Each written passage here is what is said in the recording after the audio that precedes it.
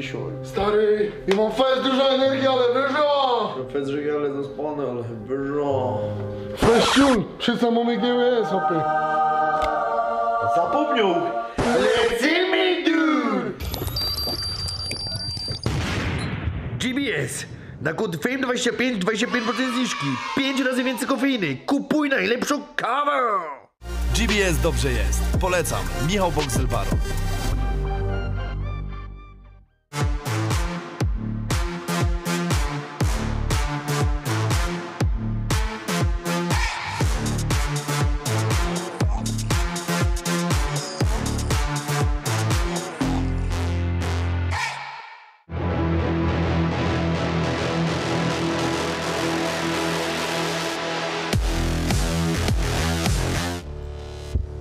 Pandemia. Jak myślisz, kto wyprowadza zwierzaki osób na kwarantannie? O ile zmniejszyła się ilość darczyńców i wolontariuszy w schroniskach? Możesz pomóc. zoodoptuj.pl/koronawirus. Gdy pandemia całkowicie opanowała świat, Fame MMA zeszło do podziemi, gdzie reguły są ostrzejsze niż kiedykolwiek.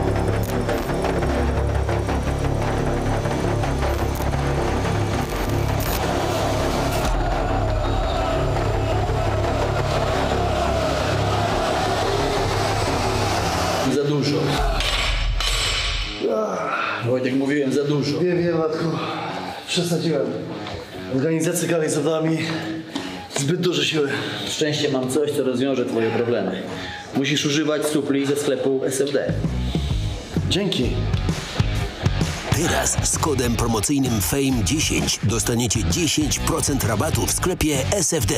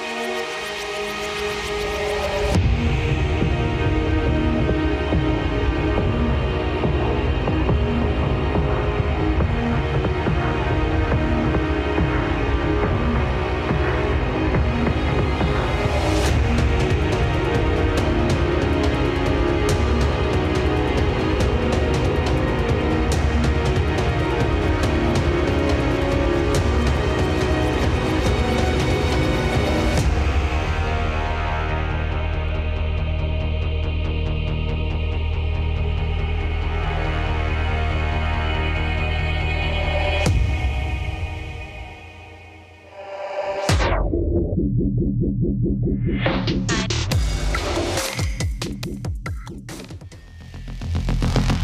i panowie, witamy Was bardzo serdecznie na oficjalnym media treningu przed nadchodzącą galą Fame MMA 8. A witają Was Arkadiusz Pan Pawłowski.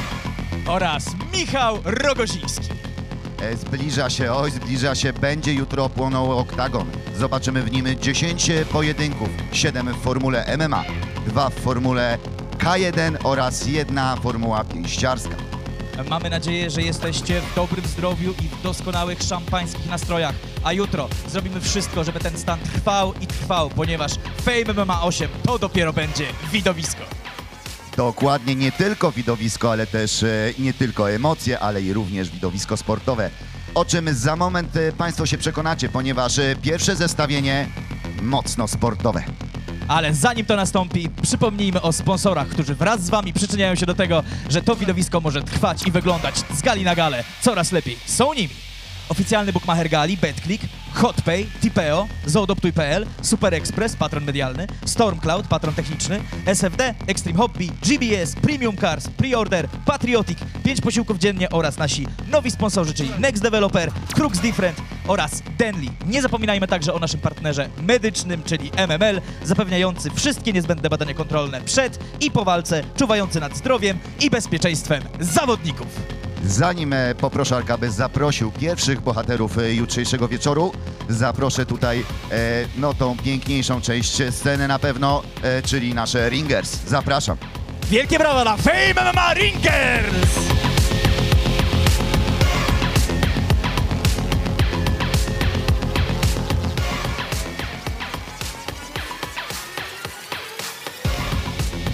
A więc Arku, czyń swoją powinność. W pierwszym pojedynku zmierzą się, a najpierw zaprezentują swoje umiejętności w media treningu. Przed Wami Gamu Fall!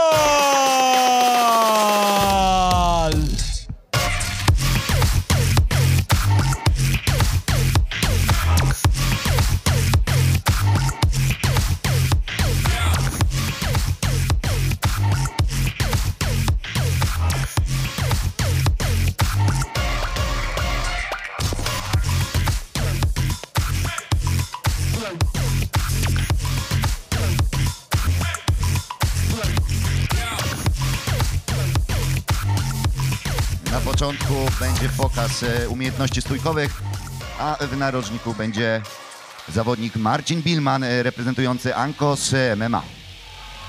Brawo!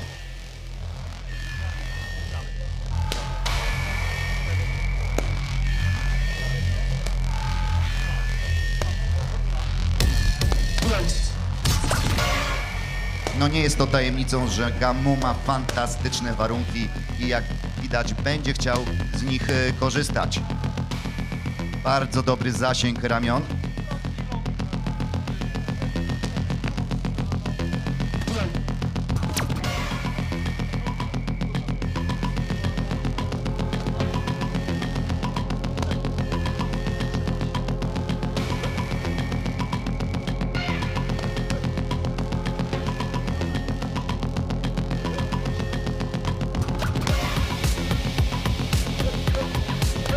Dziękujemy panowie.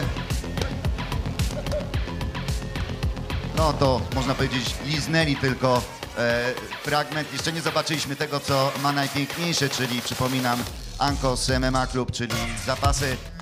Gamu Fall, Marcin Bilman. A już jutro przeciwnikiem Gamu będzie nikt inny jak Maciej Szewczuk!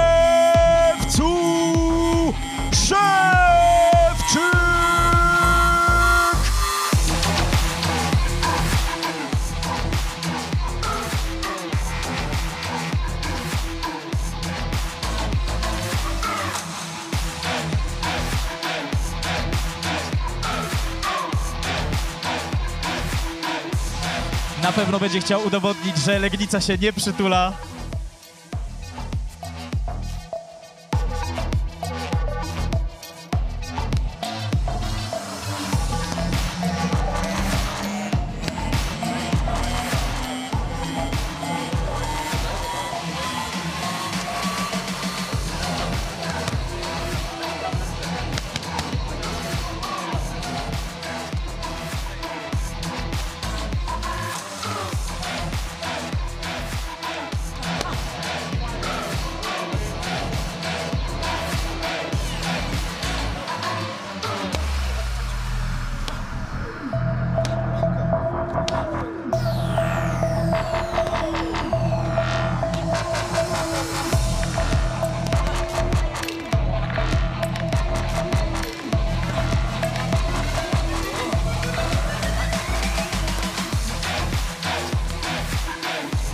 Bardzo dziękujemy. Maciej Szewcu. Brawo duże. Maciej Szewczyk.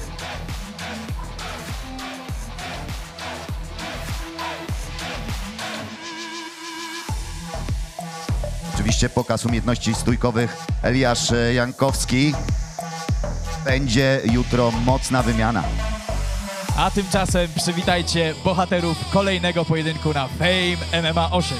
Pierwszym z nich będzie Piotr Pająk!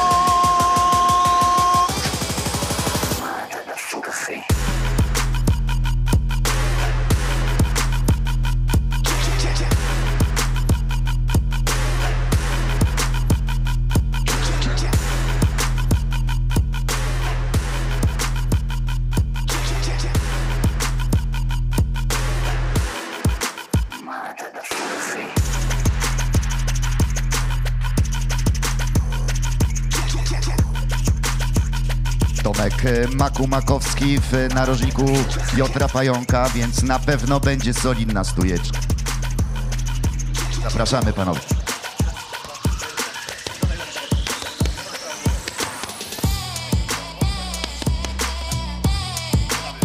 Przypomnijmy tylko, że Piotrek 2 lata mieszka w najlepszym miejscu, czyli gdzie, Arku?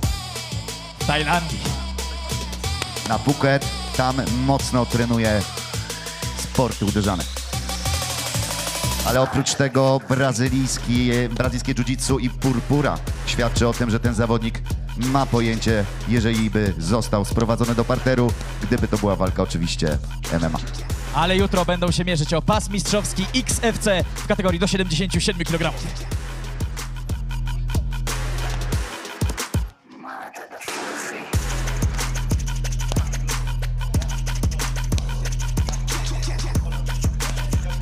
Dziękujemy bardzo.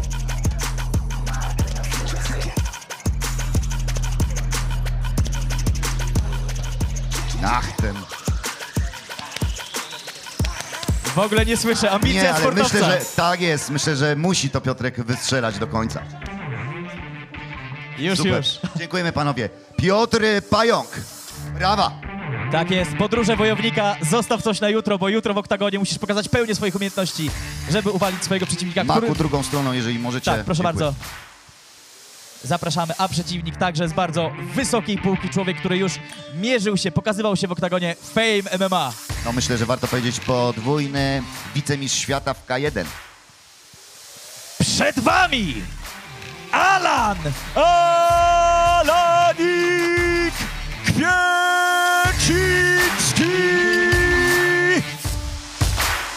I wtedy wchodzi on cały na biało.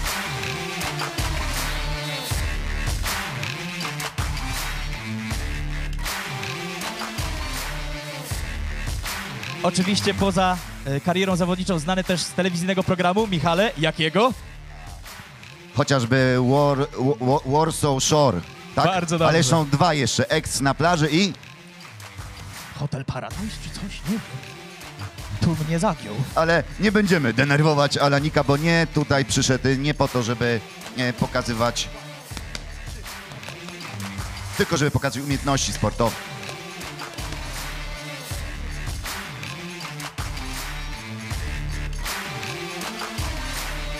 Widzimy Alanik bardzo zwinny, szybki na nogach.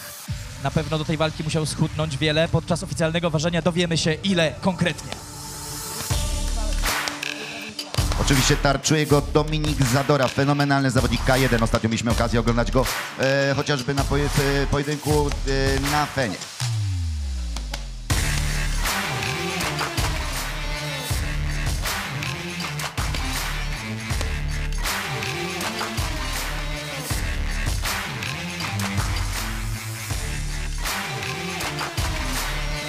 Dziękujemy panowie bardzo. Jesteśmy przekonani, że na pewno zawodnicy przygotowywali się na dłuższy media trening, ale 10 pojedynków w karcie, każdy musi mieć swój czas. I każdy by chciał się zaprezentować. Drodzy państwo, panowie, tędy tylko proszę, z drugą stroną. Alan Kwieciński. Tak jest, być może od jutra przyszły mistrz XFC. Zobaczymy. A już teraz przywitajcie gwiazdy kolejnego pojedynku. Jedną z nich będzie Patryk Mortal Joe Baran!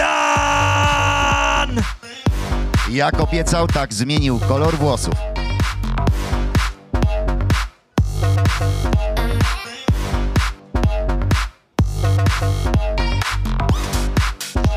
Wiemy, że to zwycięstwo może go przybliżyć do spełnienia wielkiego marzenia, czyli sprowadzenia z powrotem rodziców do Polski. Jest cel i jest motywacja.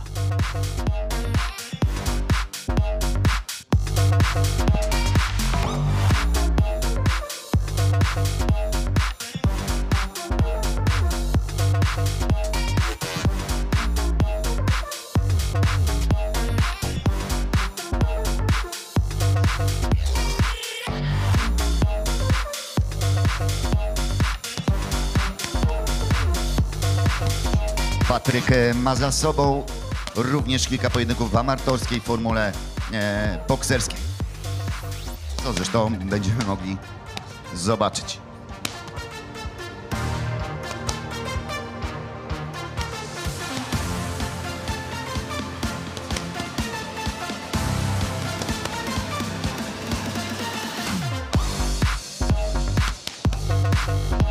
Ale niejednokrotnie podkreślał, że nie pięściarstwo, a parter mu sprawia największą przyjemność.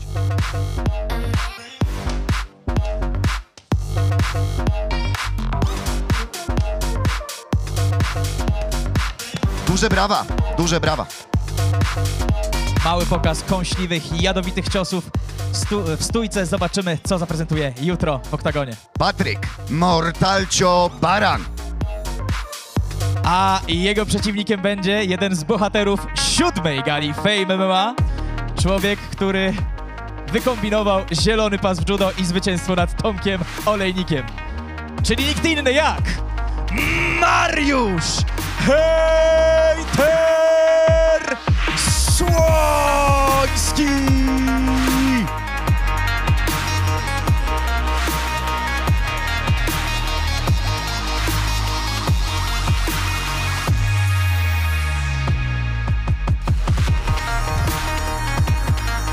Pojedynek młodych wilków. Mortalcio 21 lat, Hejter 20.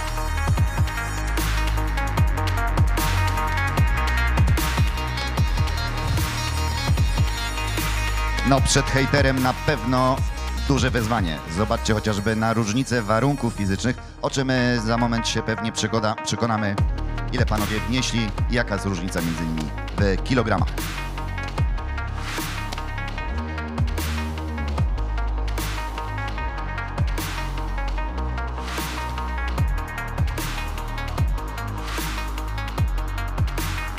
Widzimy próbki stójkowe, no ale nie ukrywamy, że wszyscy spodziewamy się wirtuozerii Hejtera już jutro w oktagonie w walce z Mortalciem.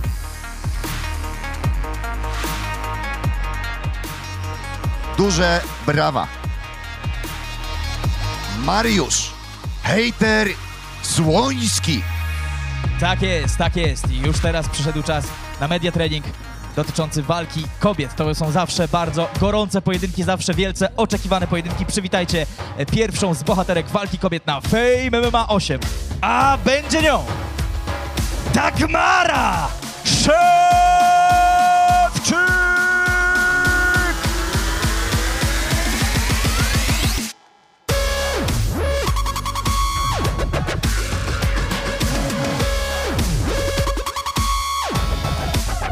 A oczywiście z nią legendarny Antoni Chmielewski.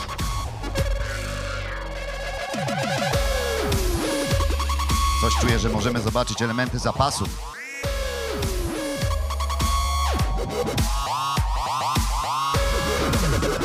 Dagmara jest na pewno znana z obecności na galach profesjonalnych, ale trochę w innym charakterze. Jednocześnie doskonale wiemy, że ze sportem ma bardzo wiele wspólnego, co potwierdzają liczne medale, które zobaczyliśmy w pełnej krasie na ostatniej konferencji.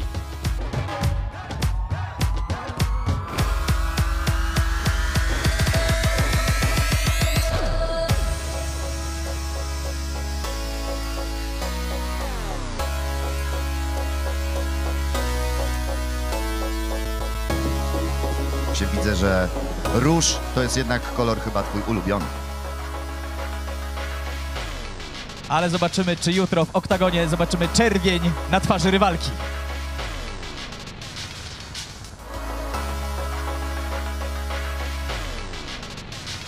Jest to czasochłonne czasami ubranie tego sprzętu, no ale to jest niestety mus. To jeszcze nie ten etap, żeby Fame MMA konfrontowało zawodników na gołe pięści.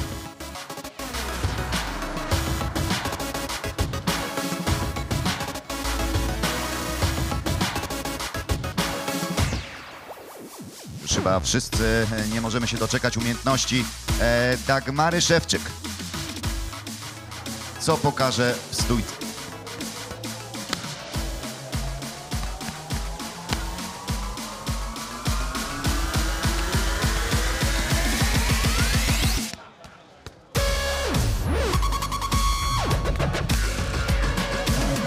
Kombinacja oczywiście kickbokserska, potem ground and pound.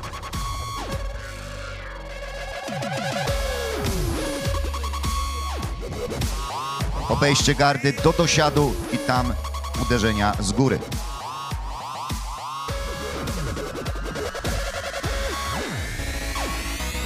Dziękujemy bardzo. Dagmara Szewczyk i Antoni Mielewski.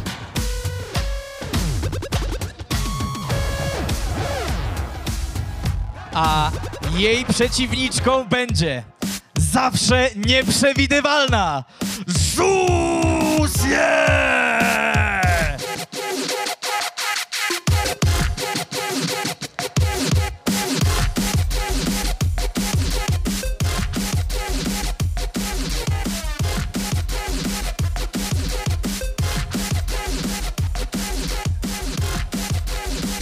Zusie niczymy na pokazie sylwetkowym. Taki mały Arnold Classic specjalnie dla naszych widzów.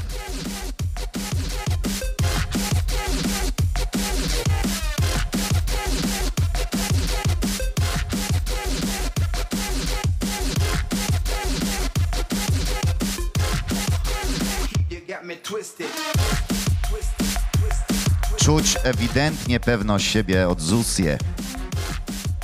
Nie śpieszy się, bo wie dokładnie, co jutro pokaże w oktagonie.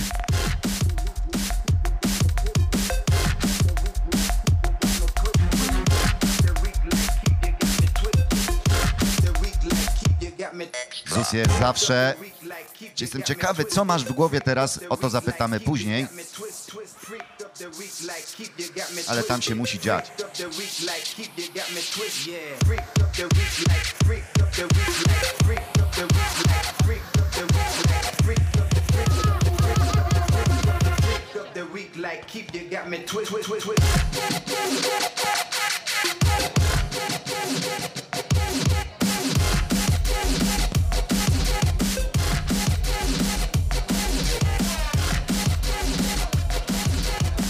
No teraz po umiejętności stójkowe widzieliśmy przed chwilą bardzo ładne zejście, tak zwaną kiwkę.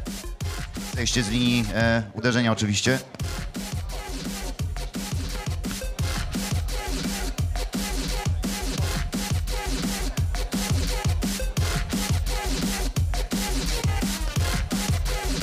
Widać, że przy tym prawym prostym Zusie wkręca biodro, a stamtąd idzie siła uderzenia, przypominam.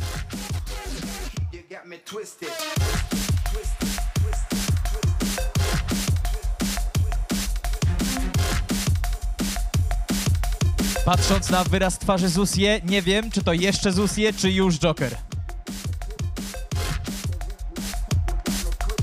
Myślę, że te karty jutro odkryje wszystkie. Ładny sierp.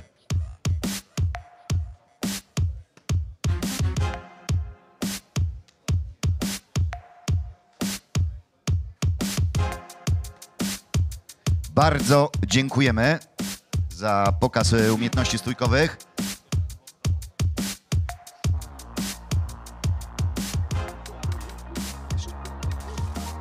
To dopiero jutro dostaniesz już swoje.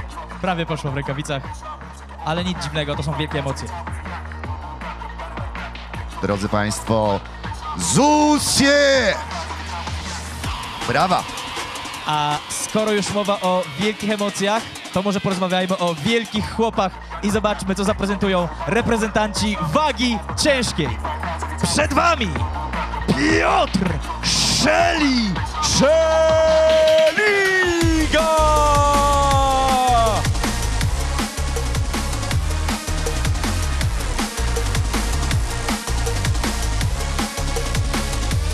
No tutaj, drodzy Państwo, będziemy świadkami ponad 200 kg w oktagonie jutro, więc naprawdę radzę nie mrugać.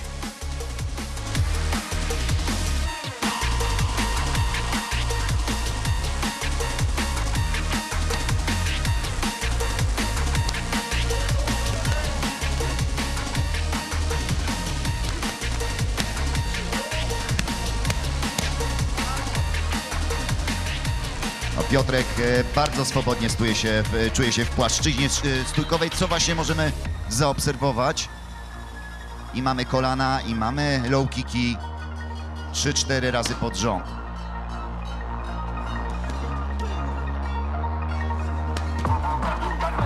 Są sierpy, są kolana. Jest front kick, cały wachlarz kopnięć.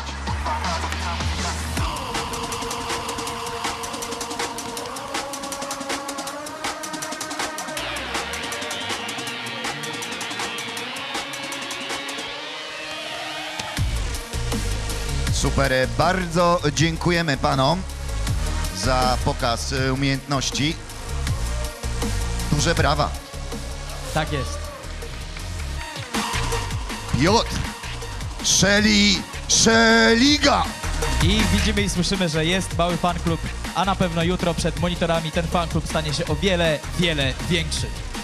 A skoro już mowa o wiele, wiele większy, to może zaprośmy kolejnego wojownika. A będzie nim pogromca Marcina Najmana, Piotr Bestia Piechowiak!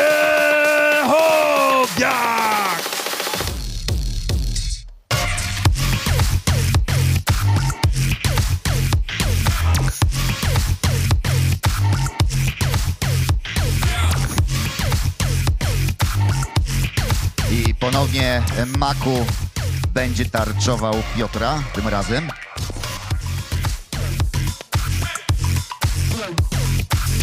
Przynajmniej sobie nie pomylić, bo i Piotr Pająk, i Piotr Piechowiak.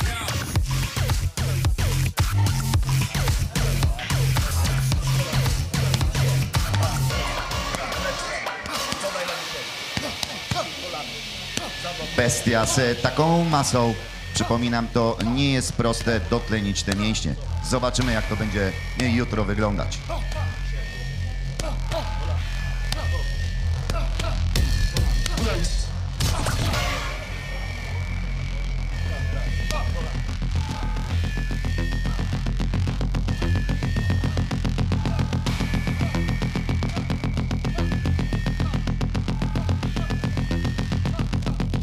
Również jest wachlarz, uderzenie i sierpy proste i kolana.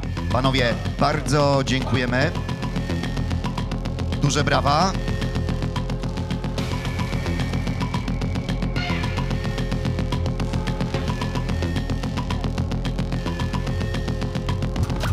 Proszę Państwa, Piotr Bestia Piechowiak. I przygotowują się bohaterowie kolejnego pojedynku niezwykle wyczekiwanego. Przed wami debiutant Fame MMA Gabriel Arab Al-Sulwi.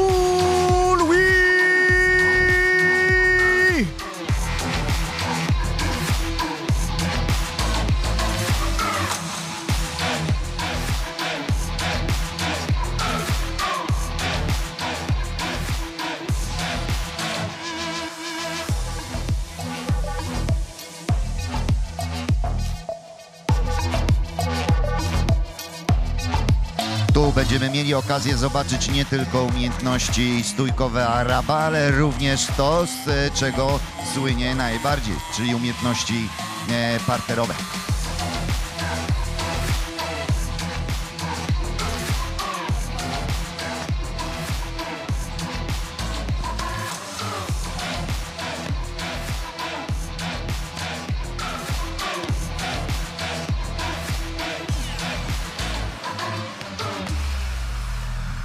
No nie wiem jak Darku, ale jak dla mnie, to tu jest drugi sportowy sztos.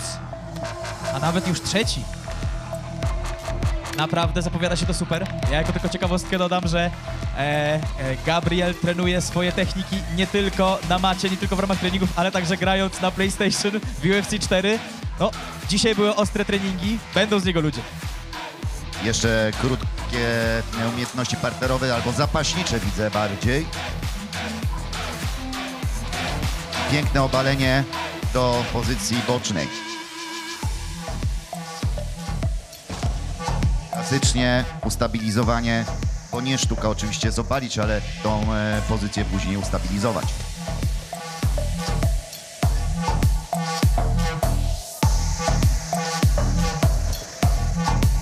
Ładne przerzucenie nóg na drugą stronę.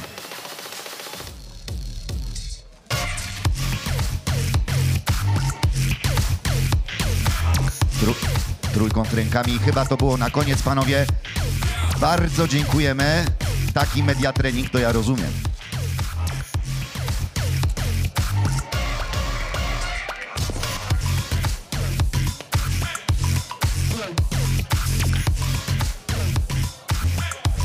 No to duże brawa, proszę państwa. Gabriel Arab Al-Soui. A jego przeciwnikiem będzie spersonifikowana agresja. Paweł Tybori Tyburski!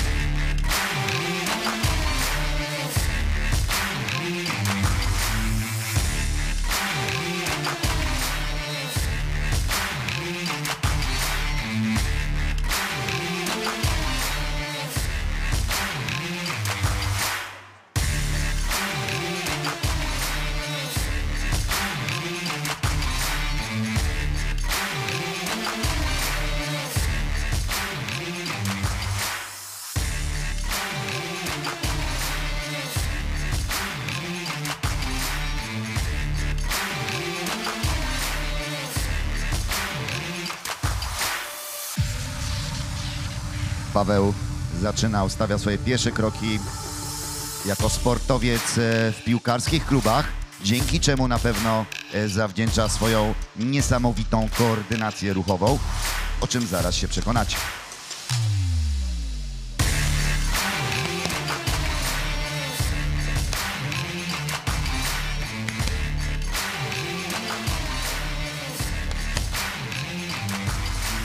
Tarczuje go jego trener Przemek Szyszka.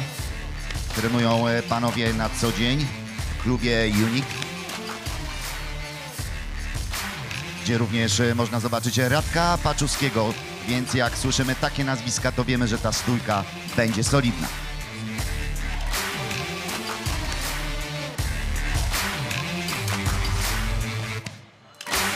Pawła wyróżnia to, że on zawsze walczy na 100%. Widzimy nawet tutaj, te uderzenia są niezwykle mocne, kąśliwe. Ktoś by myślał, nie będzie się wystrzeliwał z całego arsenału. On nie potrafi inaczej. Bardzo dziękujemy, panowie.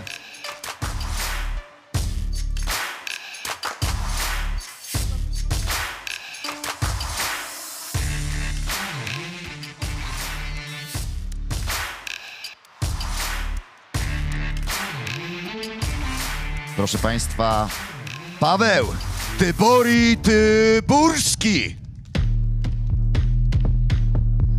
I bohaterowie kolejnego pojedynku. Przed wami No Love Amadeusz Ferrari Roślik!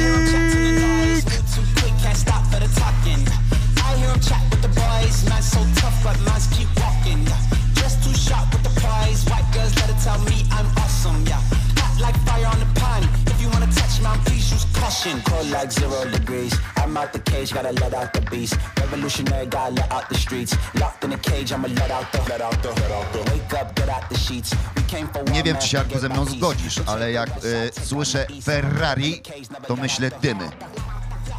Zgodzę się z tobą w 100%.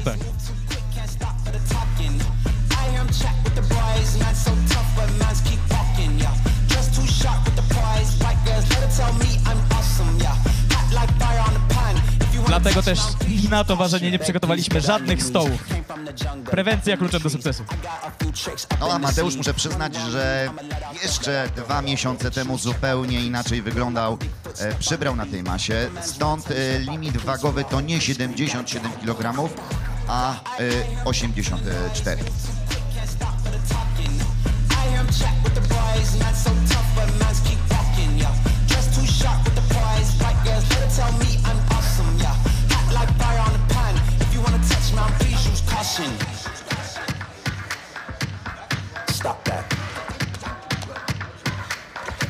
No, jest dynamika, jest agresja.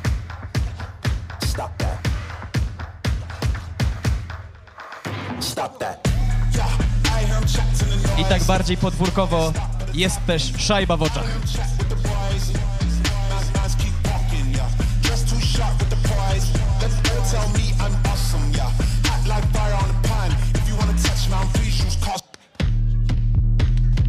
Najważniejsze, że Amadeusz przystępuje oczywiście do tej walki w 100% zdrowy. Dobrze, dziękujemy panowie.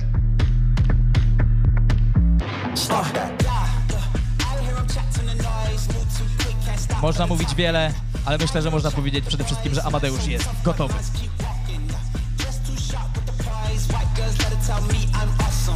O, jutro będzie mocny pojedynek w Formule K1.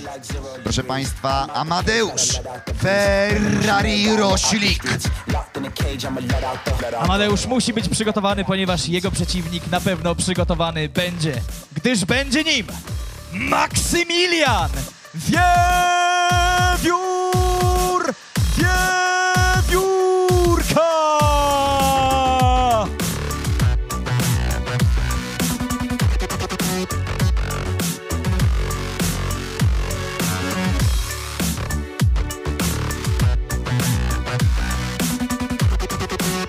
No i ponownie Dominik Zadora na tarczach.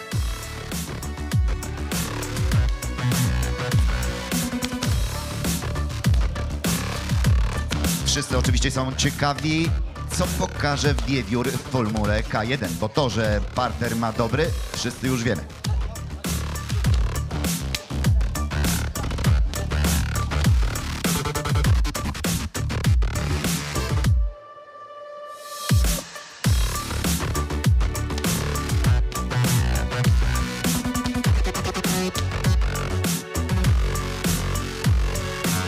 Dziękujemy bardzo.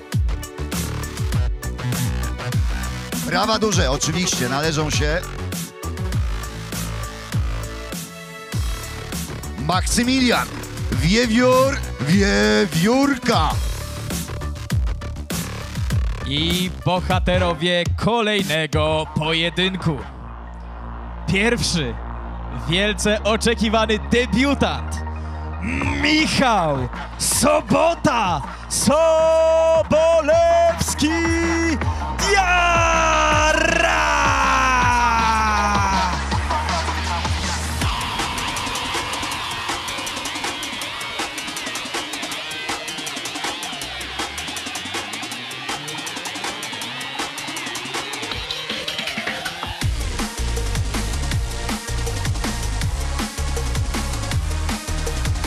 Ostatnim razem w trybie zdalnym, dzisiaj już we własnej osobie.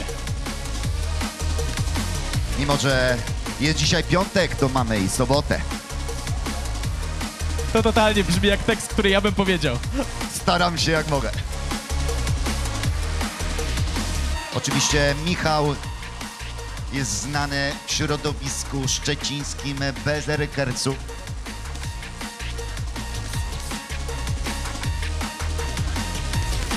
Słynie z tego, że z buta wjeżdża, ale na razie pokaz bokserski. I wyłamuje zamek, ale zawsze trzyma do góry łeb.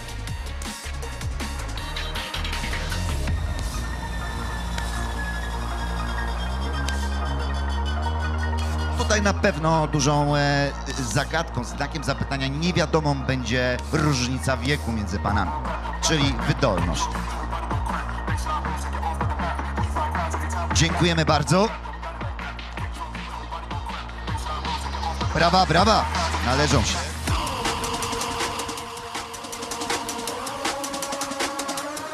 Michał Sobota, Sobolewski Diarra. A jego przeciwnikiem będzie człowiek, który Fame MMA i Oktagon Fame MMA zna doskonale i od środka. Przywitajcie go razem ze mną. Przed wami Filipek Marcinek!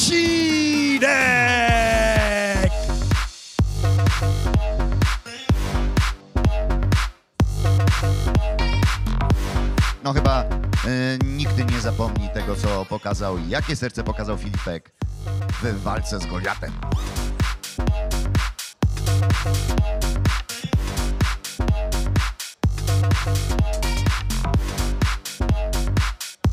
Nie wiem, czy wiecie, ale Filip ma na swoim koncie kilkaset walk stoczonych, tylko że na liryczne puncze.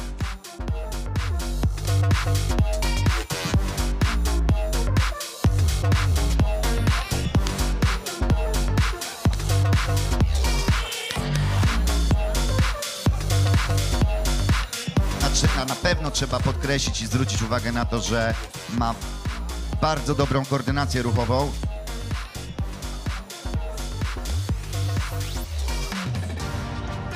Co za tym idzie, pracę na nogach. Stara się trzymać dystans. I musimy podziękować. Jeszcze jest obalenie do bocznej, dosiad i ground and pound. Dziękujemy bardzo, panowie. Zobaczymy, czy jutrzejszy pojedynek będzie rozwiązany właśnie w taki sposób, w tej płaszczyźnie.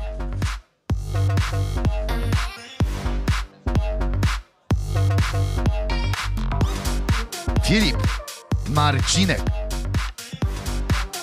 A w tak zwanym międzyczasie przed co-main eventem przypomnijmy sponsorów. Oczywiście jest to oficjalny bookmacher Fame MMA, BetClick, HotPay oraz Tipeo, Zoodoptuj.pl, Super Express patron medialny, Stormcloud patron techniczny, SFD, Extreme Hobby, GBS, Premium Cars, Preorder.pl, Patriotic, 5 posiłków dziennie oraz Next Developer, Crux Different, Denly i partner medyczny MML, czyli partner zapewniający wszystkie niezbędne badania kontrolne przed i po walce, czuwający nad zdrowiem i bezpieczeństwem zawodników. Przypominamy oczywiście, że jeżeli macie 18 lat, macie możliwość odebrania cashbacku do 550 zł od BetClicka.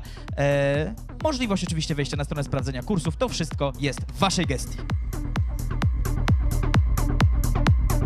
A już teraz przywitajmy pierwszego z bohaterów co-main eventu. Ojciec polskiego freak fightingu. Przed wami Marcin Testosteron Najman!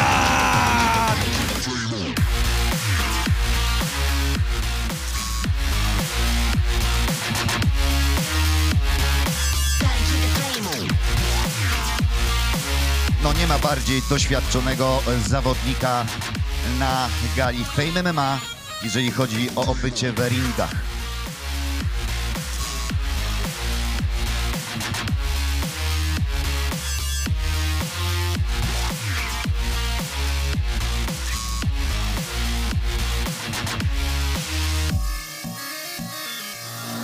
Przypomnijmy, że El Testosteron był tym zawodnikiem, który w 2009 roku rozpromował razem z Mariuszem Pudzianowskim MMA. I rzeczywiście jest to uważane za pierwszy taki prawdziwy, a przynajmniej najpopularniejszy freak fight w historii.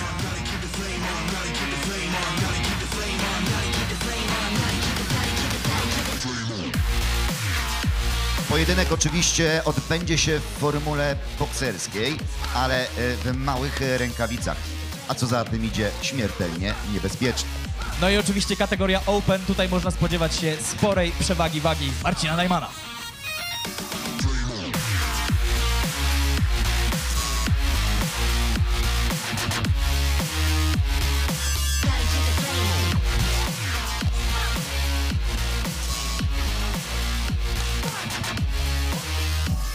No. dzieje się. Dziękujemy bardzo.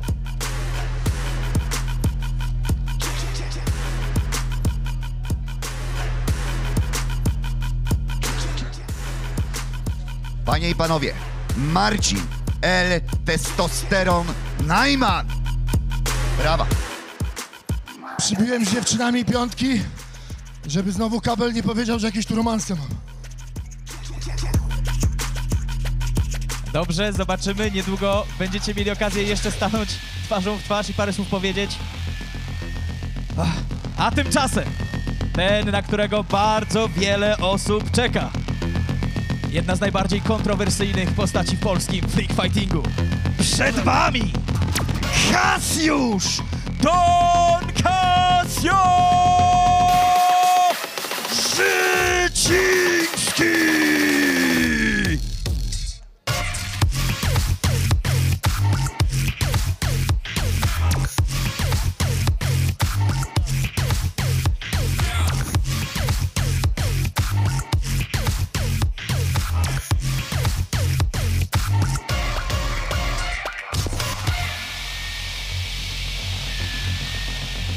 Przypomnijmy, że Kasiusz ma ponad 30 walk stoczonych w amatorskim boksie.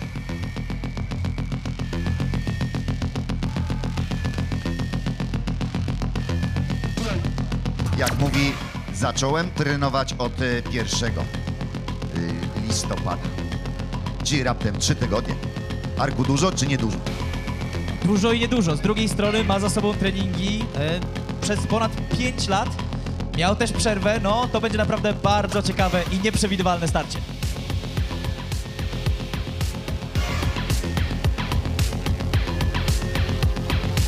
W międzyczasie gdzieś tutaj z tyłu tylko słyszę Marcina Najmana, który mówi: nie da rady, nie da rady. Zobaczymy. Kasiusz jest posiadaczem pasa króla, ale oczywiście on nie będzie tutaj na szali. Dodałbym też, że jest twórcą pasu króla, tudzież pasa. Dziękujemy panowie bardzo.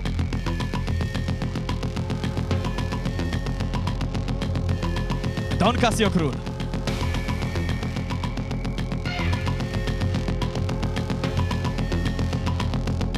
Pas jest w domu, a tutaj Najman przybija piątki kobietom, a tak ktoś się wypowiadał nikt źle, że nie mają praw.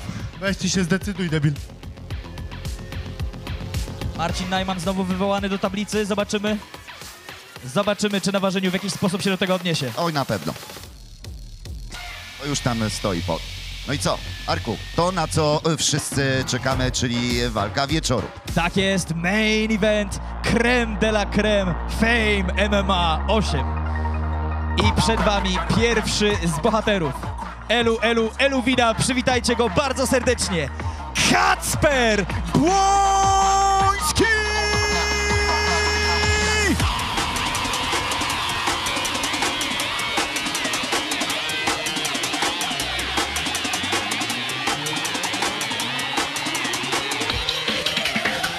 Oczywiście trenerem Kacpra jest Anżo Rażijew, czyli zawodnik legenda, na którego powrót do klatki nie możemy się doczekać.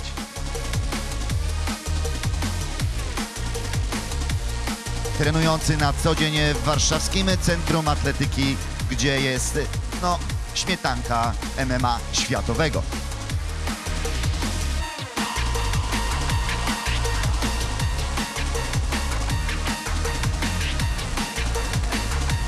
Kacper Błoński, mocny w gębie, lekki na nogach.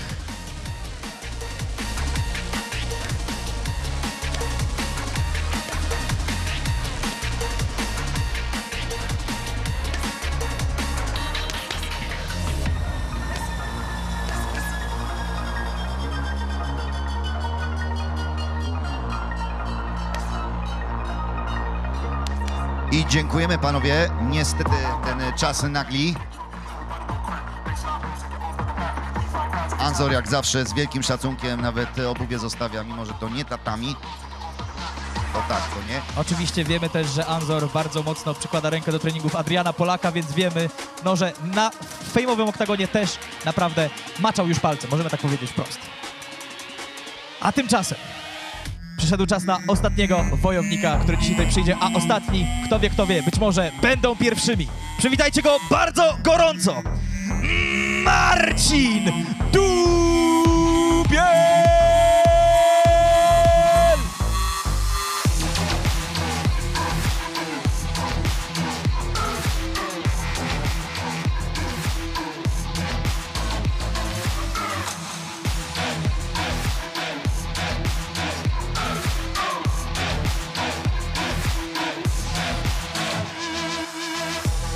I ponownie Przemek Szyszka. Unik. Warszawa.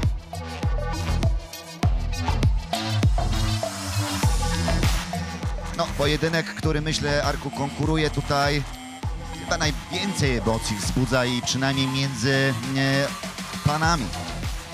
Myślę, że tak i zdecydowanie jest to pojedynek, na który czeka, jeśli nie cały, to co najmniej 85% internetu, a już na pewno ten cały młodzieżowy internet.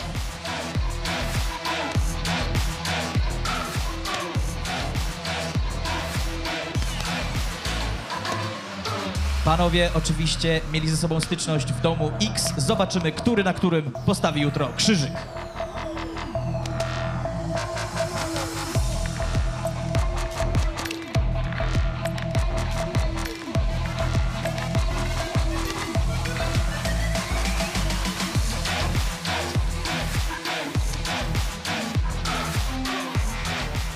Dziękujemy bardzo. Marcin Dubiel. Proszę Państwa, my bardzo dziękujemy za media trening. Teraz przerwa 5-minutowa i wracamy. I wracamy z oficjalnym ważeniem. A żegnają się z Wami na te 5 minut Michał Rogoziński i Arkadiusz Pan Pawłowski. Do zobaczenia za chwilę. Kurde, Miesiu, czemu jest taki zmęczony dzisiaj? Stary, ja mam fest dużo energii, ale wyżo! Fest rzeki, ale zaspany, ale wyżo. Festiul, wszyscy mamy GWS, hopy. Zapomniał! Lecimy, dude! GBS. Na kod FAME25 25% zniżki. 5 razy więcej kofeiny. Kupuj najlepszą kawę! GBS dobrze jest. Polecam. Michał Boxel-Baron.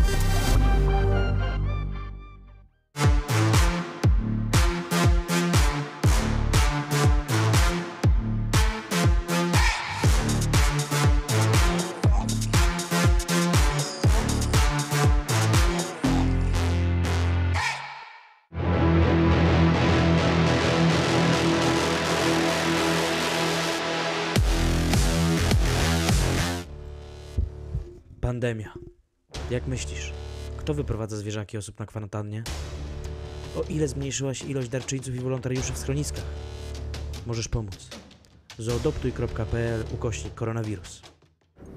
Gdy pandemia całkowicie opanowała świat, Fame MMA zeszło do podziemi, gdzie reguły są ostrzejsze niż kiedykolwiek.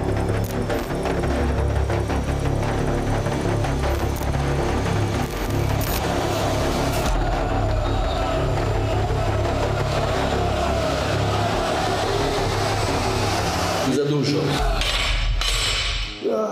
Wojtek, mówiłem za dużo. Wiem, Matku. Przesadziłem. Organizacja gali z zadami. Zbyt duże siły. Szczęście mam coś, co rozwiąże twoje problemy. Musisz używać supli ze sklepu SFD. Dzięki. Teraz z kodem promocyjnym FAME10 dostaniecie 10% rabatu w sklepie SFD.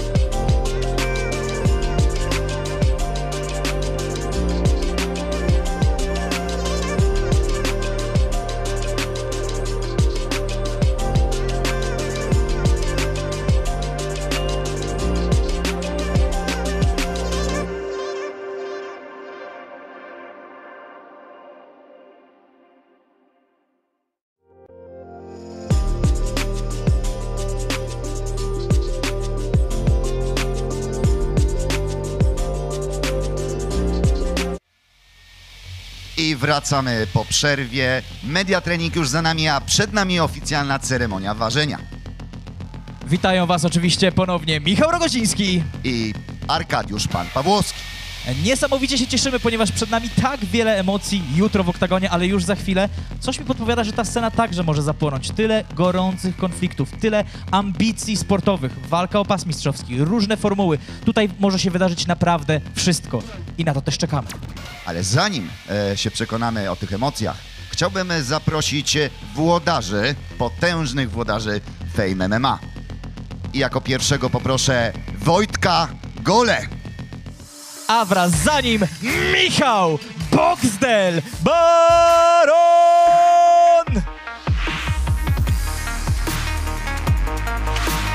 Boxdel, ile ty ważysz? Za dużo, za dużo. Wojciech Gola! Potężni włodarze są tu z nami, no to może na samo otwarcie jedyne pytanie, na który pojedynek czekacie panowie najbardziej? No najbardziej na Najman Casio. Najman Casio, Amadeusz Wiewiór i oczywiście Kasper Błoński z Dubielem, ale tak naprawdę na tej gali jest tyle ciekawych pojedynków. Myślę, że każdy znajdzie coś dla siebie. Myślę, że też wiele osób czeka, szczególnie ze środowiska rapowego, na walkę Soboty z Filipkiem. Dokładnie, dokładnie. Ja pozwolę sobie zaprosić, bo to nie koniec, gości. Zapraszamy Ringers. Fame MMA Ringers, zapraszamy.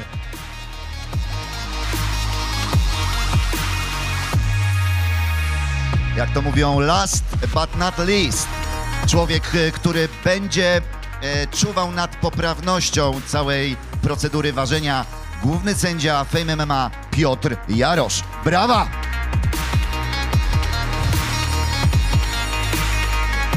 No i oczywiście zapraszamy jeszcze panów ochroniarzy, bo tutaj może się dziać, może być grubo, więc oczywiście także bądźcie tutaj, bądźcie gotowi. A tymczasem nie dźgaj mnie, nie dźgaj, bo sponsorów czytał będę. Lecimy ze sponsorami, a oczywiście sponsorami są główny i oficjalny bookmacher gali BetClick, HotPay oraz Tipeo, Zoodoptuj.pl, Super Express patron medialny, Stormcloud patron techniczny, SFD, Extreme Hobby, GBS, Premium Cars, Preorder, Patriotic 5 posiłków dziennie, Next Developer, Crux Different, Denli oraz partner medyczny MML zapewniający wszystkie niezbędne badania kontrolne przed i po walce, czuwający nad zdrowiem i bezpieczeństwem zawodników, oczywiście wszystkim sponsorom, tak jak i wam oglądającym serdecznie dziękujemy. I myślę, że czas przejść do pierwszego pojedynku i pierwszego zawodnika. A więc, ile wniesie na wagę Gamu Fall?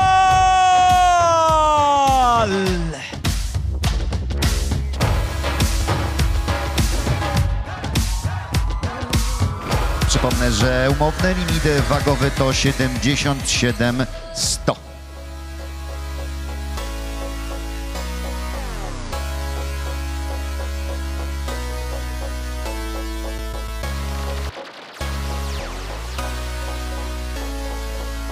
Zawodnik na wagę wyniósł 77 300. Brawo, czyli limit wagowy wypełniony. Zapraszamy na środek.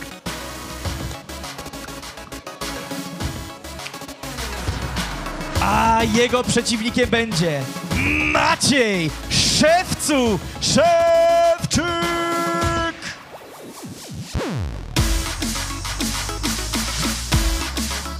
No i zaraz się przekonamy, ile Maciej ważył. 77 500, a więc 200 gramów więcej. Brawa! Zapraszamy panowie teraz na face to face stare down.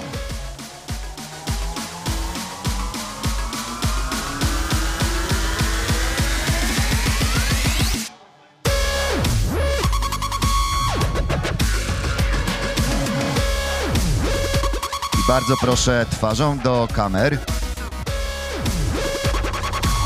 Drodzy państwo, brawo, brawo, Artur Gwóźdź bije najgłośniej. Panowie trochę pokręcili głowami, ale widzimy, że będzie tutaj walka pełna szacunku. Parę słów jeszcze, chodźcie, Gamu. Jeszcze poczekajcie chłopaki. Poczekajcie chłopaki, jeszcze do Michała. A że Maciej Szewcu został z nami, to od razu powiedz, jak to będzie. Mówiłeś Legnica, a my się nie przytulamy. Co się wydarzy jutro? Nikt tego nie będzie oglądał. Nikt tego nie będzie oglądał? Co? Pobijemy się dobrze, damy dobre widowisko sportowe, otworzymy tą galę tak jak należy i pokażemy, że w MMA też można mieć wysoki poziom sportowy. Dziękuję. Gamu już stał tutaj. Powiedz, bo ty jesteś zdecydowanym faworytem tego pojedynku i tak naprawdę największym na całej karcie. Jak się z tym czujesz? Kompletnie o tym nie myślę, jestem gotowy na jutro. To są tylko przewidywania bukmacherów, ale ja pokażę, że nie były błędne. Dziękuję bardzo. Proszę Państwa, Gamu Full oraz Maciej Szewcu-Szewczyk. I przedstawiciele, reprezentanci, wojownicy drugiego pojedynku. Przed wami Piotr Pająk!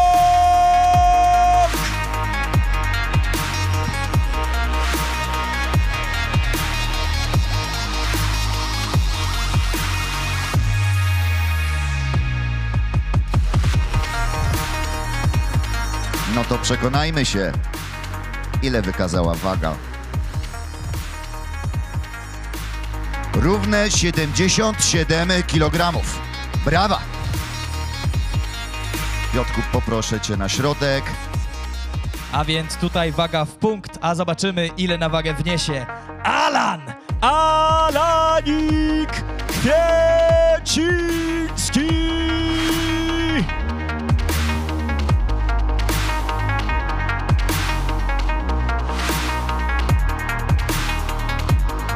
Alan imponował zawsze sylwetką. Ma bardzo dobre warunki, to zobaczymy, ile wykaże waga.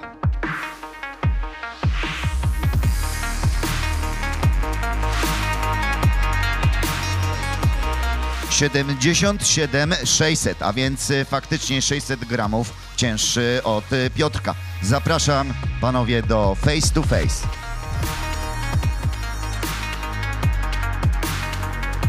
Stawką tej walki będzie pas XFC. Ale widać ogromny szacunek między panami. Proszę twarzą do fotoreporterów.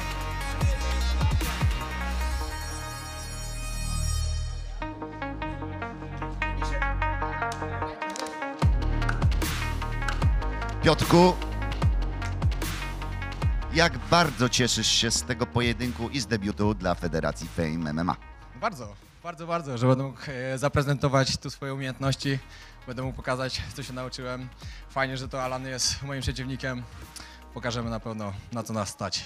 Alan, zmierzysz się w Formule K1, czyli w tej, której się czujesz najpewniej, ale często Piotrek powtarzał, nie zapomniałeś chyba, że ja 2 lata mieszkałem w Tajlandii, więc na pewno będzie na to pojedynek przygotowany. Jak sądzisz? Ale ja też jestem bardzo dobrze przygotowany z tego względu, że jestem pod bardzo dobrymi skrzydłami, czyli najlepszego zawodnika tutaj w Polsce, Dominika Zadory, który jest tutaj cały czas ze mną.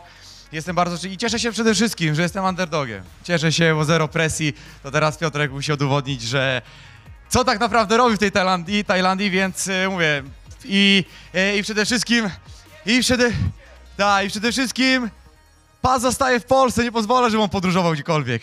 Dziękuję bardzo. Piotrek powiedział, że lepiej nie. Pas zostanie w Polsce, ale u moich rodziców. Drodzy Państwo, najbardziej sportowy pojedynek, który zobaczymy jutro na gali, czyli Piotr Pająk oraz Alan Kwieciński. A tymczasem chciałoby się rzec, to idzie młodość. Młodzi gniewni, najmłodsi zawodnicy na Fame MMA. Przywitajcie pierwszego z nich, a jest nim Patryk Mortalcio Baran! No, jakbym oglądał żywcem galę Pride.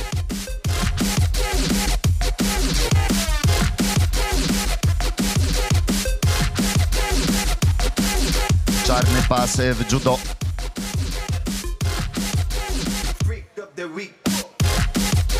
Rozumiem, że to aluzja do zielonego pasa hejtera. Jak wagowo? Patryk Baran wniósł równe 76 kg. Brawa! A jego przeciwnikiem będzie Mariusz Hejter Słoński!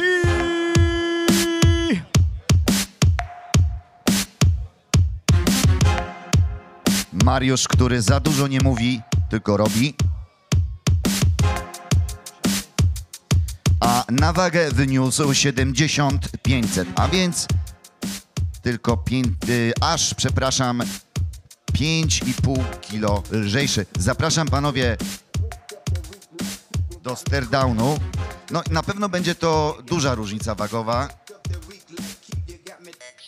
A więc warunki fizyczne i siła po stronie Mortalcia. Ale już zasięg po stronie hejtera.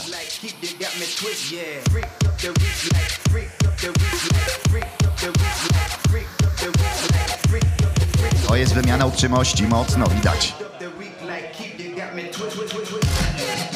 Panowie, twarzą do fotoreporterów jeszcze. Troszkę bliżej.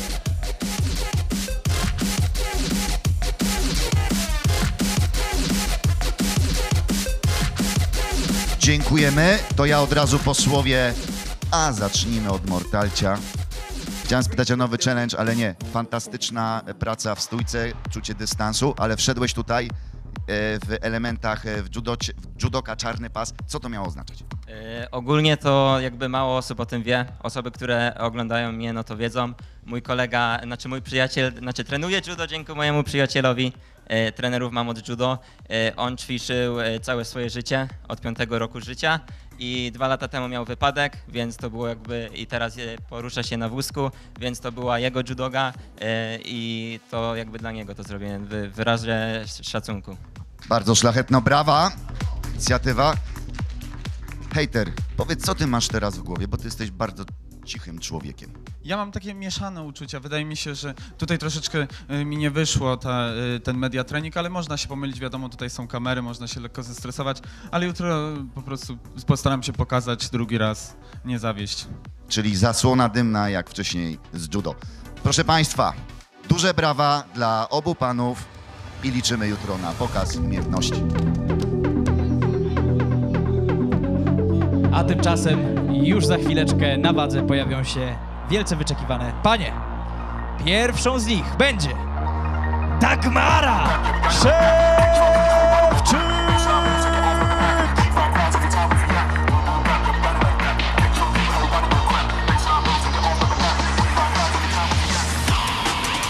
Dagmara wniosła na wagę 56,900. Brawo. Limit wagowy tutaj to 61,200. Zapraszamy na środek. A jej przeciwniczką będzie Zuzia!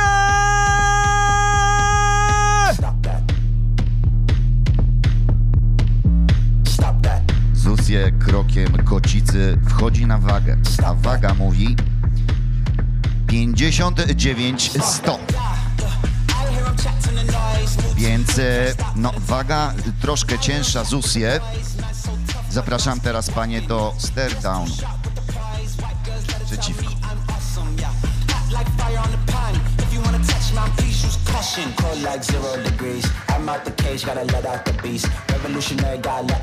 Dziś jakby spokojniej niż na konferencji.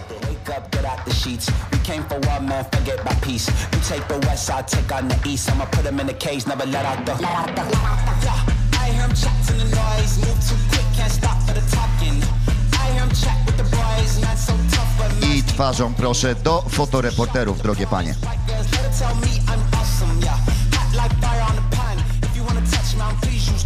Beg, please get on your knees. Came from the jungle, up in the trees. I got a few tricks up in the sleeve. One wrong move, I'ma let out the big shoes, check out the crease. Blow like I'm Bigfoot, step on the beat. Make a man's run till he step out the cleats. When the whole place scream, gotta get out the. Dziękujemy bardzo. Ja szybkie pytanie po jednym pytanku. No więc Dagmara, rozmawialiśmy wczoraj, przedwczoraj. Jesteś underdogiem tutaj, a powiedz mi, jak ci z tym jest? Ja jestem zadowolona, bo dzięki temu mogę pokazać więcej. Ludzie się nie spodziewają tego, co mogę pokazać. I generalnie, no, tak jak też Alan powiedział, dzięki temu, że jestem underdogiem, Zusi ma większą presję pokazać tego, że jest lepsza. Dziękuję bardzo. Jest demoniczna Zusie. Powiedz mi, czy możemy się jutro spodziewać petardy nie tylko w oktagonie, ale i w wejściu do tego oktagonu? Ale też? Oczywiście, to jest to, co już od dawna zapowiadam. Po drugie, nie ma żadnej presji na mnie, bo po tym, co pokazałaś, ile masz osiągnięć i jak wielkim sportowcem jesteś, to nie będzie wstyd przegrać. Ja jestem starym ćpunem, więc wiesz, od sportowca wymaga się więcej. Mam nadzieję, że pokażesz tam, no chyba nic więcej nie trzeba dodawać. A poza tym chciałabym, żebyście oglądali moje wesołe wejście, ponieważ ja będę cała w tatuażach z henny. Będę miała sponsorów z henny oczywiście. Szczera do bólu Zusie. Drodzy Państwo, brawo! Dziękujemy paniom Dagmara Szewczyk i Zusie.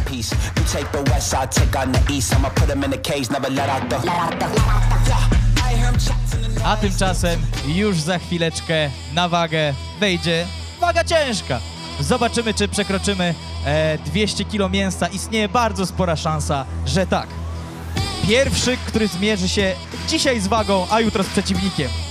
Piotr Szeliga!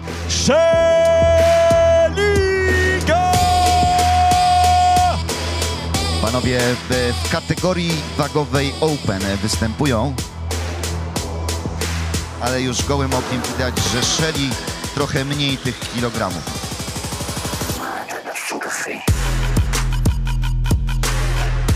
$95,100, a więc prawie 5 kg poniżej 100 kg.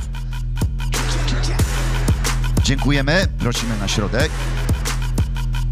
A jego przeciwnikiem będzie Piotr Bestia Piechowiak!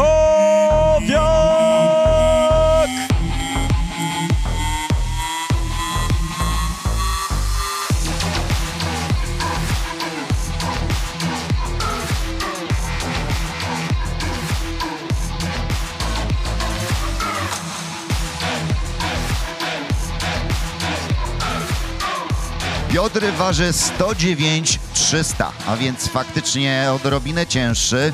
Panowie, zapraszamy do... Tu może być gorąco.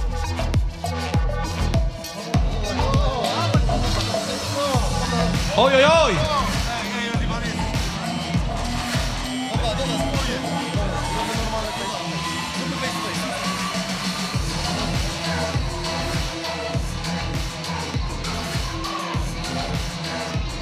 Arogancki uśmieszek bestii, wściekłość w oczach Szeliego.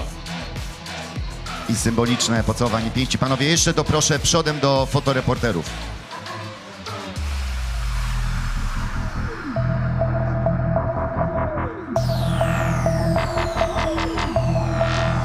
Bestia uśmiechnięty, Szeli wściekły.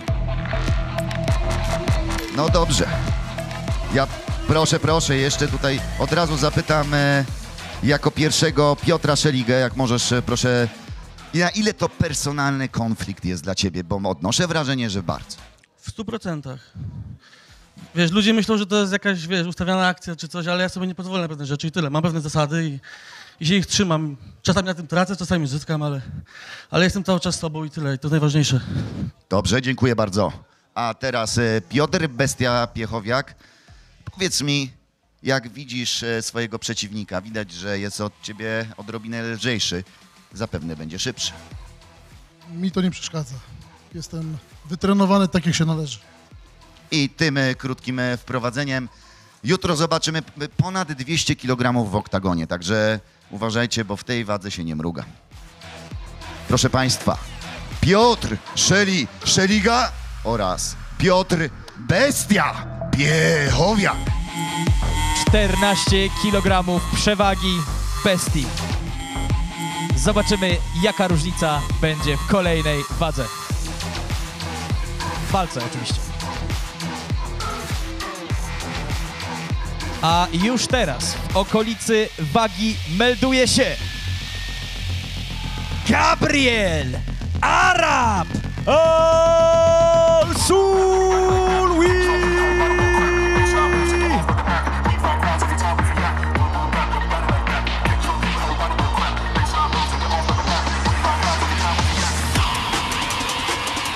No i zobaczmy, ile Arab wyniesie na wagę. A więc 87 700.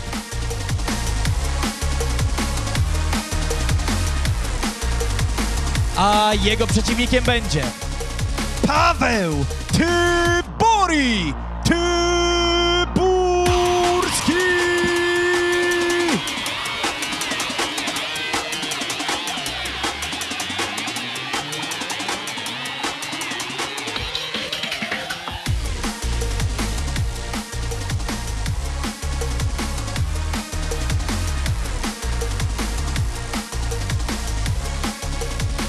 $88,500. Proszę panowie do staredownu.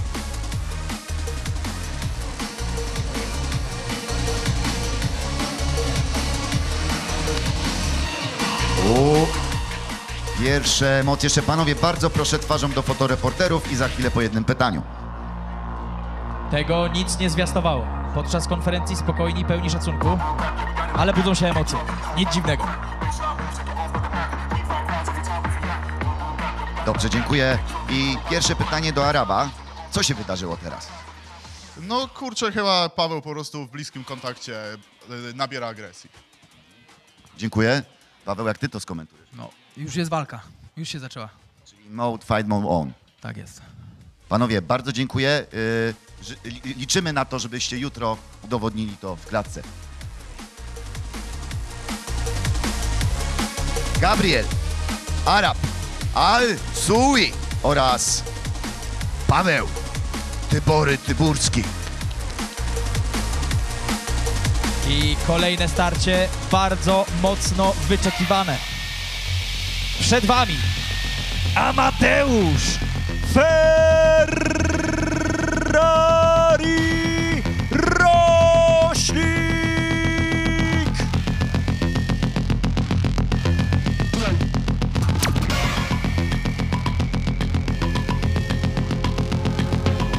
Pojedynek Amadeusza z Maksymilianem oczywiście w kategorii wagowej do 84 kg.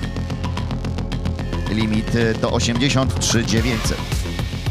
No i oczywiście formuła K1, żeby Wiewiór mógł udowodnić, że w swojej najsłabszej płaszczyźnie jest mocniejszy. 81,400. To jest waga Ferrariego. Jeszcze niedawno ważył 70 kg.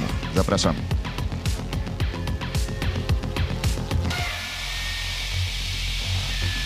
A jego przeciwnikiem będzie Maksymilian Wiewiórka!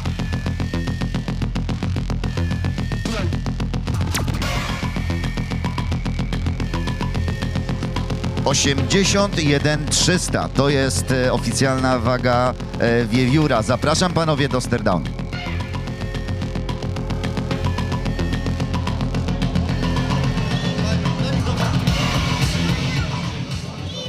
Idziesz na śmierć jutro, Wiewiórko. Born to die. Zdziwisz się. Nie mogę.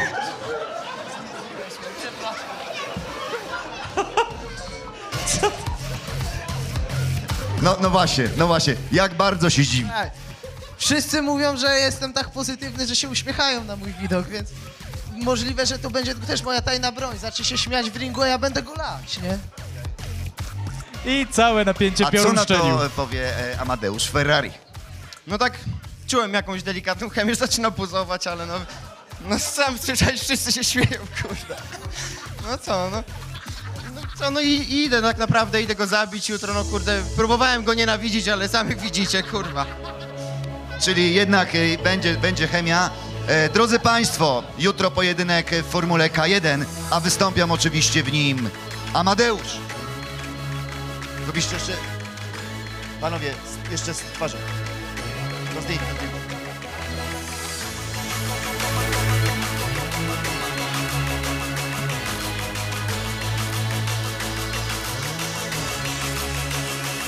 Dziękujemy bardzo. Amadeusz Ferrari Roślik i Maksymilian Wiewiórka.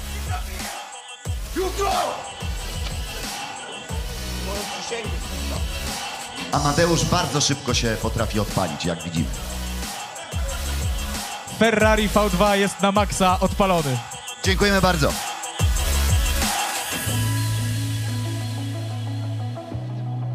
I zapraszamy bohaterów kolejnej, niezwykle oczekiwanej walki. Co to się dzieje tutaj? Dobrze. Przed wami i za chwilę na wadze Michał Sobota Sobolewski Diarra!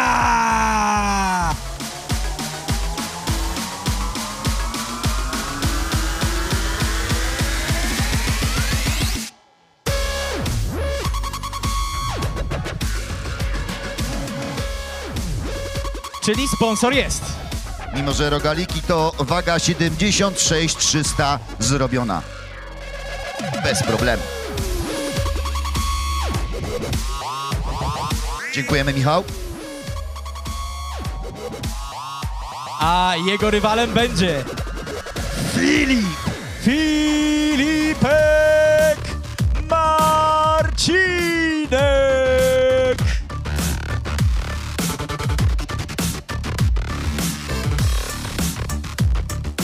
Kategoria wagowa oczywiście, w której ta walka jest zakontraktowana, to 77 kg. 75 800, a więc dużej różnicy między panami nie ma.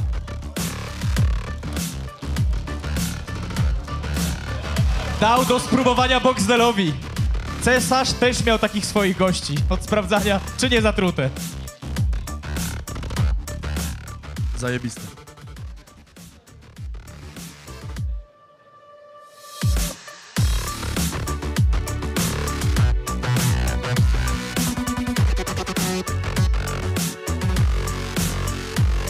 To pytanie do Michała.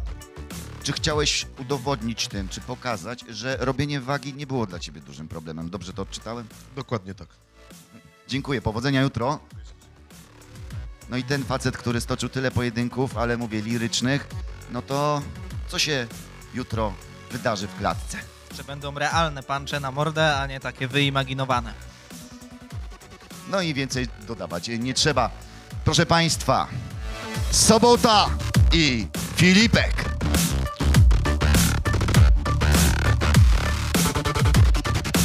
I już przygotowuje się do wejścia na wagę. Ojciec polskiego freak fightingu. Człowiek, który wniósł Fame MMA na nowy poziom. Marcin El Testosteron Najman!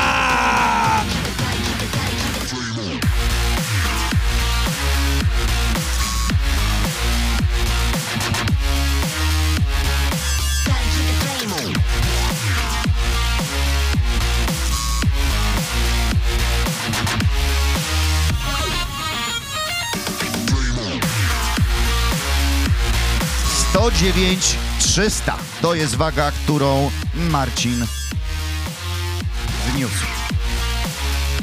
Podobną wagę na tej gali wniósł tylko i wyłącznie Piotr Bestia Piechowiak.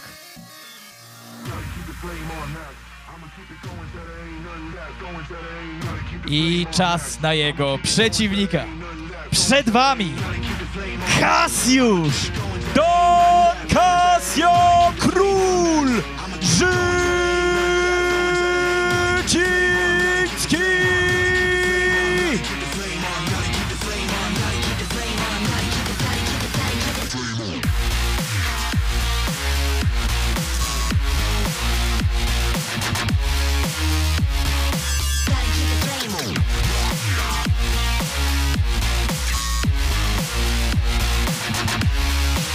...97 kg, a więc faktycznie różnica między panami.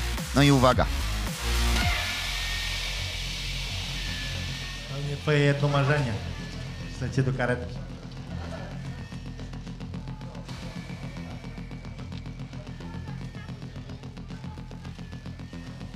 Karetka, tam gdzie lubisz. Tylko z tyłu niestety.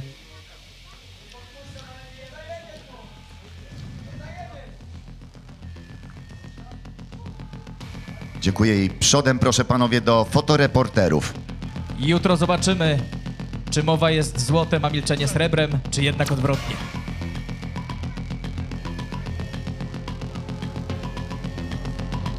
widać, ten konflikt naprawdę jest personalny.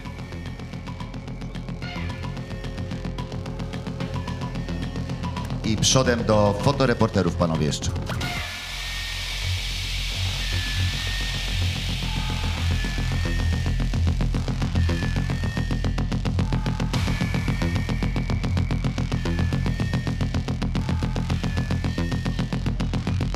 Marcin Najman nie powiedział ani słowa, zmrożony tylko wzrok w kierunku Kasiusza. Na pewno w ten sposób chcesz dzisiaj zakończyć tą konfrontację wzrokową? Na szczęście czas tych dyskusji już się kończy. Jutro skończę go w oktagonie. Dziękuję. Dziękuję bardzo. Marcin Najman. Król Don Casio. Próbowałeś sprowokować Marcina. Nie wyszło. Nie chciałem sprowokować. Jutro jest czas walki, tak jak to powiedział na zebraniu, że no fights, no money. Kurwa, przecież on nigdy fightu nie stoczył, a zawsze hajs garnia. Więc no to kurwa, ten żart ci się nie udał, Marcin. No i co, jutro pizda rura gaz i skończy tak jak mój poprzedni Mercedes, czyli rozjebany. Krótko na temat. Dziękujemy bardzo. Kasiusz. Don Casio Życzyński. Współczujemy Mercedesowi, a tymczasem przygotowujemy się już do main eventu, w którym zmierzą się Kacper Błoński!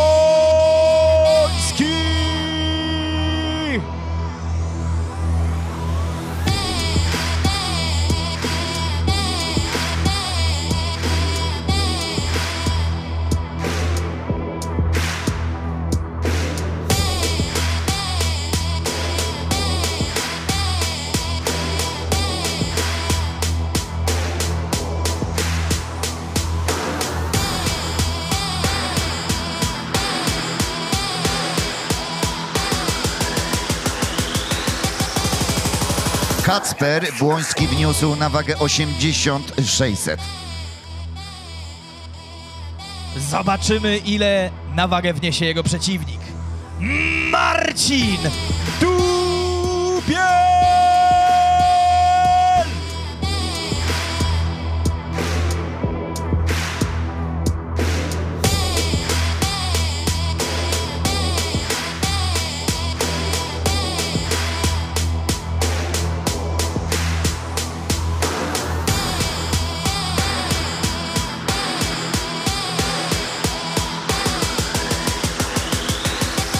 Marcin wyniósł na wagę 79 300, więc ten kilogram 300 różnicy zapraszam na face off.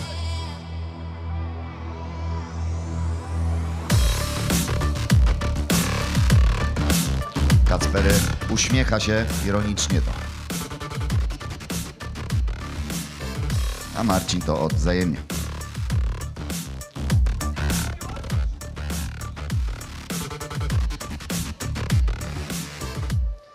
Dziękujemy twarzą do fotoreporterów. Poczekaj jeszcze Kacper. Jeszcze chwileczkę.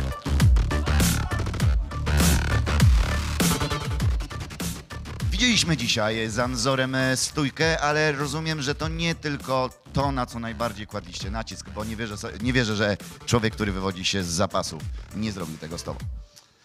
Jesteśmy przygotowani na wszystko, a szczególnie na Marcina. Jak się pręży tam, patrzcie. Dziękuję bardzo, Kacper. No i z nami Marcin. Tak samo widziałem oczywiście stójkę i byłem i w jednym, i w drugim okresie przygotowania, trochę przynajmniej.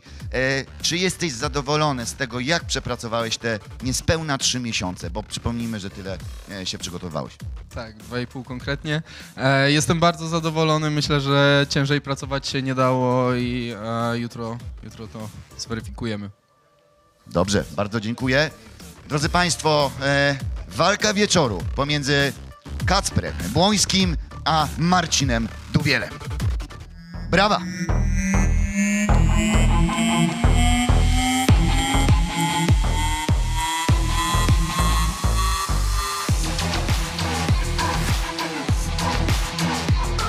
I wychodzi na to, że to by było na tyle. Dzisiaj już wszystko zostało powiedziane. Dzisiaj już wszystko zostało pokazane, ale jutro w ruch pójdą pięści. Nie możemy się tego doczekać, wiemy, że wy nie możecie się tego doczekać, to jest właśnie ten czas. Nie czekajcie na jutro, ogarniajcie pay-per-view. Macie do wyboru tyle ciekawych reflinków, tyle ciekawych opcji charytatywnych, takich, owakich. Zróbcie to w tym momencie, moi drodzy. Dziękujemy wam bardzo serdecznie, dziękujemy naszym sponsorom BetClick, HotPay TPO, Zoodoptuj, Super Express, patron medialny, Stormcloud, patron techniczny, SFD, Extreme Hobby, GBS, Premium Cars, Preorder, Patriotic, 5 posiłków dziennie, Next Developer, Crux Different, Denli oraz partner medyczny MML. Dziękujemy, że z nami byliście.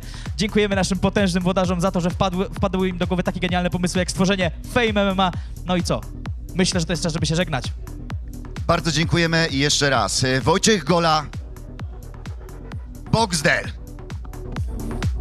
Michu, musisz, nazywam się Michał Barot. A zarówno Media Trening, jak i oficjalne ważenie prowadzili dla Państwa Michał Rogoziński oraz Arkadiusz Pawłowski. Dziękujemy serdecznie, do zobaczenia jutro w Oktagonie.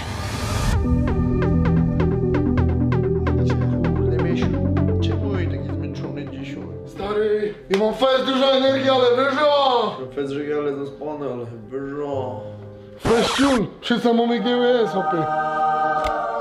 Zapomniał! Lecimy, dude! GBS. Na kod FAME25 25% zniżki. 5 razy więcej kofeiny. Kupuj najlepszą kawę! GBS dobrze jest. Polecam. Michał Boxel-Barot.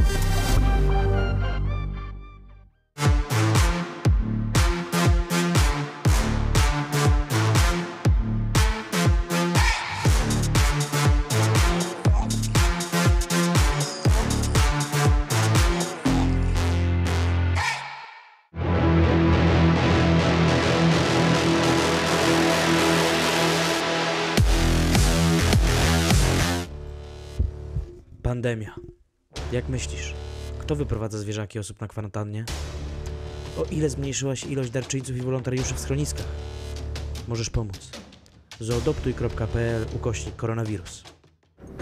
Gdy pandemia całkowicie opanowała świat, Fame MMA zeszło do podziemi, gdzie reguły są ostrzejsze niż kiedykolwiek.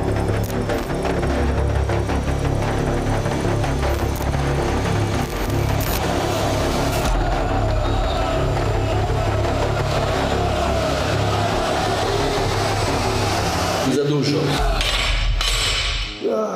Wojtek, mówiłem za dużo. Wiem, Matku. Przesadziłem. Organizacja gali zadała mi zbyt duże siły. Szczęście mam coś, co rozwiąże twoje problemy. Musisz używać supli ze sklepu SFD. Dzięki. Teraz z kodem promocyjnym FAME10 dostaniecie 10% rabatu w sklepie SFD.